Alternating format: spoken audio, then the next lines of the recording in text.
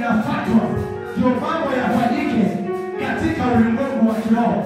Kwa hivyo mchawi anachukua mnyama, kama ni kuku, kama ni mbuzi, kama ni ng'ombe, kama ni nyoka, kama ni chura, anamchinja akiongea maneno fulani, akisema mtu huyu asiwahi ona mwangaza, asiwahi ona nuru, asiwahi kufanikiwa, mambo yake ya kwame.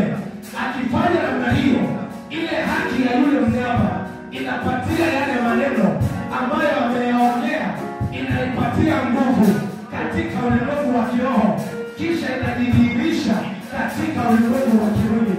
Leo nataka nikwambie siri.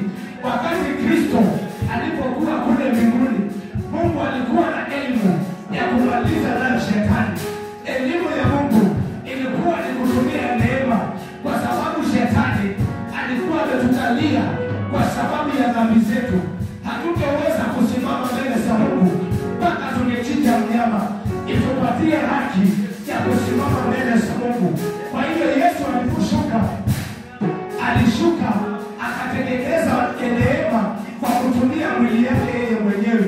He used his own body kutengeneza what we call grace, kutengeneza neema itakayo kuwezesha wewe kusimama mbele za Mungu na kupeleka ripoti yako. So tonight I want you to tell Jesus, your body was not a waste. The knowledge of God ambayo ilikuwa katika ile mwili ya Kristo ikusaidie leo. Umwambie Mungu, inataka hekima yako, maarifa yako ambayo ilikuwa katika mwili wa Kristo ikatengeneza, ikapitega kitu ambayo haikuwepo, inaitwa neema. Maana zamani hakukuwa na neema, mpaka mnyama akikupea neema, akupee kibali ya kusimama mbele za Mungu. Lakini Yesu aliposhuka